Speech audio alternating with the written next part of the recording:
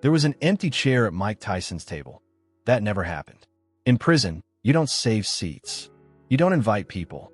You eat alone or with your cellmate, and you mind your business. Those were the rules Mike had learned in 47 days. But tonight, during dinner, Raymond had looked at the chair across from Mike and said, "Don't let anyone sit there." "What?" "Just don't." The old man's voice was tight, worried. "Something's happening tonight. Something bad." Now Mike sat with his tray, meatloaf, mashed potatoes, green beans that looked gray, and stared at that empty chair. Around him, the cafeteria buzzed with 200 conversations. Metal trays scraping, forks hitting plates, guards standing along the walls, half watching, half bored. Then the noise changed, dropped. Not to silence, but to something worse. Hushed whispers. The sound of anticipation. Mike looked up. A kid was walking through the cafeteria. 18, maybe 19. Skinny. Baby face. Orange jumpsuit, 3 sizes too big. He carried his tray with shaking hands, eyes scanning the room like a prey animal looking for predators. Fresh fish. That's what they called new inmates. And this one looked terrified. The kid started toward an empty table in the corner. But before he got there, one of Hector's crew stepped in front of him, said something Mike couldn't hear, pointed at Mike's table to the empty chair. The kid's face went pale. He looked at Mike, then at Hector, who sat 3 tables away, watching with that calm smile. Then back at the chair. He started walking toward Mike. Every eye in the cafeteria followed him. Guards noticed the attention shift, straightened up, hands moved closer to radios. The kid stopped at Mike's table. "Can I?" His voice cracked. He cleared his throat. Tried again. "Can I sit here?" Mike looked at the kid, saw the fear, saw the trap, because this wasn't about the kid. This was about Mike, and everyone was watching to see what he'd do. Mike didn't answer right away. Just studied the kid. 18 years old, brown skin, acne scars on his cheeks, eyes that kept darting around the room like he expected someone to jump him. Fresh off the bus. Probably processed that morning. Still had that smell, the outside world. Fear that hadn't been beaten into numbness yet. "What's your name?" Mike asked quietly. "David. David Melendez." First time, David nodded. Couldn't speak. Just nodded. Mike looked past him. At Hector's table, the prison boss was eating his meatloaf slowly. Not watching directly, but aware. Always aware. His crew surrounded him. 6 men, all of them dangerous. All of them waiting. This was a test. Mike knew that immediately. Let the kid sit, and Mike was making a statement. Taking responsibility. Entering the game. Becoming someone who protected people, which meant becoming someone Hector needed to eliminate. Tell the kid to leave, and Mike proved he was exactly what Hector said he was, a man who only cared about himself. Raymond's voice came from beside him. Quiet. Urgent. Tell him no. Mike looked at his cellmate. The old man's eyes were pleading. "This ain't your fight," Raymond whispered. "You take this kid, you're declaring yourself, and that structure will crush you." Mike looked back at David. The kid was still standing there, tray shaking in his hands, waiting for an answer that would determine the next 6 months of his life. He thought about what the old man would say. "You got power for a reason, Mike. To protect people who can't protect themselves." "Sit down," Mike said. Raymond closed his eyes. "You just made a mistake." David sat quickly. Like if he moved too slow, Mike might change his mind. He set his tray down, started eating, trying to look normal. But everyone was still watching. Hector stood up from his table. Didn't walk over. Didn't need to. Just stood there. Made eye contact with Mike across 30 feet of cafeteria. And smiled. Not a happy smile. A knowing one. The smile that said, "Gotcha." Then Hector walked out. His crew followed. And slowly, the cafeteria came back to life. David ate fast. Nervous bites. "Thank you," he said quietly. "They told me. When I got here, they said to find you. Said you were the only one who might help."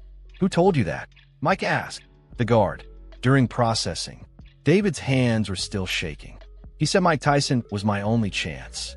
Mike felt his jaw tighten. The guards were involved. Setting it up. Raymond leaned forward. "Tomorrow, you tell the kid you made a mistake. Tell him he needs to find someone else. You still got time to back out." Mike looked at David. The kid was eating like someone who hadn't had a real meal in days.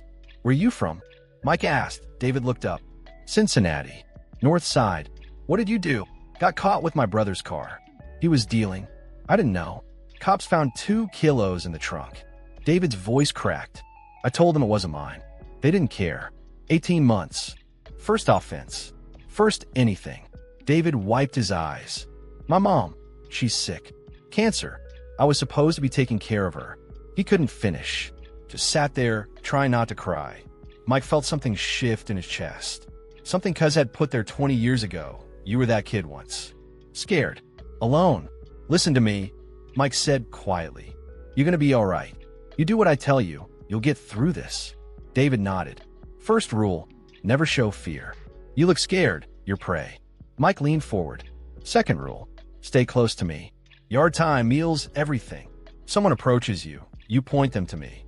Raymond shook his head. You're stupid, and now we all gonna pay for it. That night, Raymond spoke from the darkness above. You know what you did today? I helped a kid. You declared war. Raymond's voice was matter of fact.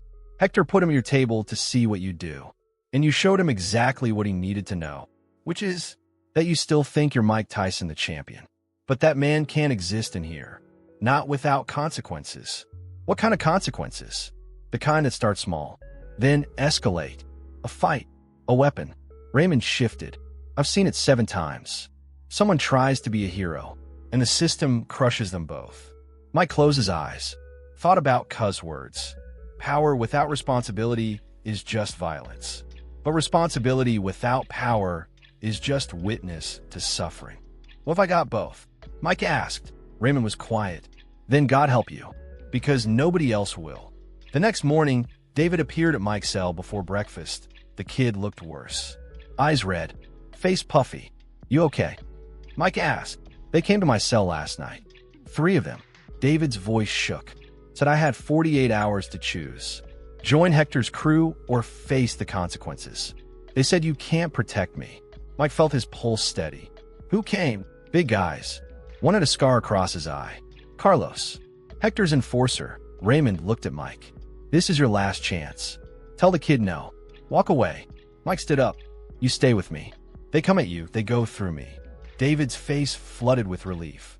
Raymond just shook his head. You're gonna get that kid killed. And yourself too. Breakfast was tense. Mike walked to the chow line with David beside him. Felt every eye tracking them. They got their trays. Started walking to Mike's table. Carlos stepped in front of them, 6'2". Scar running from eye to jaw. Prison tattoos covering his neck. The cafeteria went quiet. Excuse us, Mike said calmly. Carlos didn't move. You sure you want to do this, Tyson? Play protector? Because once you start, there's no turning back. He's not your concern, Mike said. Everything in D-Block is my concern. Carlos leaned closer. And right now, you're making yourself my biggest concern. David was trembling beside him. This was the moment. Walk away or stand his ground. Mike thought about Cuz. About every lesson. Being strong ain't about winning fights. It's about standing for something even when it costs you everything. Move, Mike said quietly. Carlos smiled. Or what? Or we find out if that scar's the worst thing that ever happened to your face. The cafeteria held its breath. Carlos stared at Mike, then stepped aside. Your funeral. Mike walked past. They sat, started eating. Raymond looked at Mike with sad eyes. That was your last exit. I know. Hector's gonna move soon. Let him move, Mike said. Yard time came at 2:00 p.m. Mike walked out with David. They headed to the pull-up bars. Mike's usual spot. Stay here, Mike told David. Don't wander. Mike started his workout, but he watched the yard. Saw Hector by the weight bench. Saw Carlos near the basketball court. Saw crew members positioned around the yard. Surrounding. Raymond appeared. They're gonna make their move soon. I know. You got a plan. Don't lose. That ain't a plan. At 2:17, Hector stood up, started walking toward them. His crew followed. The yard went silent. Everyone moved back. Guards in the tower stood up, but didn't come down. Hector stopped 10 feet away. Tyson, we need to talk. Over there. He gestured to the corner. Blind spot. No cameras. David grabbed Mike's arm. Don't go. Raymond's face was grim. It's a trap. Mike knew they were right, but refusing would look weak. What guarantees do I got? Mike asked. My word. Just you and me. We talk. We settle this.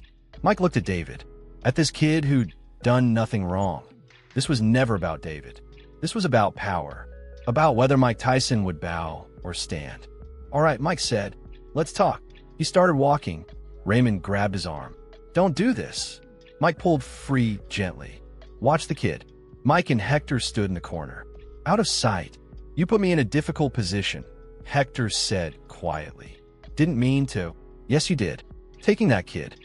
Challenging my authority. Just help someone who needed help. That's not how it works. Hector stepped closer. Now you have a choice. Join my crew. Or, he pulled something from his pocket. A razor blade melted into a toothbrush handle. A shank. Or, I make an example out of you. Right here. Right now. Mike looked at the weapon. Then, at Hector's eyes. This wasn't a bluff. You're really gonna stab me? With guards watching. Guards ain't watching. That's why we're here. By the time they respond, you'll be bleeding out. Mike felt time slow down. He could fight. Could take the shank. But then what? Then the crew would jump in. Then years added to his sentence. Or he could back down. Could survive that he thought about cuz. And understood what the old man had been teaching all along. Real strength wasn't in your hands. It was in knowing when not to use them. I'm not joining your crew, Mike said quietly. And I'm not abandoning that kid. Hector's eyes narrowed. Then you're choosing death. No. Mike stepped back. Raised his voice. Loud enough for the yard to hear. I'm choosing to tell everyone that Hector Ruiz pulled a weapon on an unarmed man because he's afraid Mike Tyson is showing him up. The yard erupted. Shouts. Movement. Guards suddenly alert. Radios crackling that Hector's face went dark. You just made the biggest mistake of your life. Maybe, Mike said, but now everyone knows you needed a weapon. And that's going to cost you more than killing me ever could. He walked away, back toward David and Raymond. Behind him, Hector stood exposed. Embarrassed. That night, Raymond spoke from above. You know what you did today? Survive. You did more than that. You showed everyone that Hector's not invincible. That he bleeds. That he gets scared. Raymond paused. You might have just changed everything. Mike stared at the ceiling. What happens now? Now we see if you live long enough to matter. Mike closed his eyes. Thought about David. About cuz. About what it meant to stand for something. Raymond, yeah, thanks for staying. The old man was quiet for a long time. Someone's got to make sure you don't get yourself killed. Mike smiled in the darkness. Doing a hell of a job so far. Shut up and sleep. Tomorrow's going to be worse. And Mike knew he was right. Tomorrow would be worse. And the day after that. And every day until his sentence ended or Hector made his next move. But tonight, an 18-year-old kid named David was sleeping without crying for the first time since he arrived at, and somehow, that made everything worth it. Why it works. Uses silence and spatial positioning to build tension. There was an empty chair at Mike Tyson's table. That never happened. In prison, you don't save seats. You don't invite people. You eat alone or with your cellmate, and you mind your business. Those were the rules Mike had learned in 47 days. But tonight, during dinner, Raymond had looked at the chair across from Mike and said, "Don't let anyone sit there." Why? Just don't. The old man's voice was tight, worried. Something's happening tonight. Something bad. Now Mike sat with his tray, meatloaf, mashed potatoes, green beans that looked gray, and stared at that empty chair. Around him, the cafeteria buzzed with 200 conversations. Metal trays scraping, forks hitting plates, guards standing along the walls, half watching, half bored. Then the noise changed, dropped, not to silence, but to something worse. Hushed whispers, the sound of anticipation. Mike looked up. A kid was walking through the cafeteria. 18, maybe 19. Skinny, baby face. Orange jumpsuit, 3 sizes too big. He carried his tray with shaking hands, eyes scanning the room like a prey animal looking for predators. Fresh fish. That's what they called new inmates. And this one looked terrified. The kid started toward an empty table in the corner. But before he got there, one of Hector's crew stepped in front of him, said something Mike couldn't hear, pointed at Mike's table, at the empty chair. The kid's face went pale. He looked at Mike, then at Hector, who sat 3 tables away, watching with that calm smile. Then back at the chair. He started walking toward Mike. Every eye in the cafeteria followed him. Guards noticed the attention shift, straightened up, hands moved closer to radios. The kid stopped at Mike's table. "Can I?" His voice cracked. He cleared his throat. Tried again. "Can I sit here?" Mike looked at the kid, saw the fear, saw the trap. Because this wasn't about the kid. This was about Mike. And everyone was watching to see what he'd do.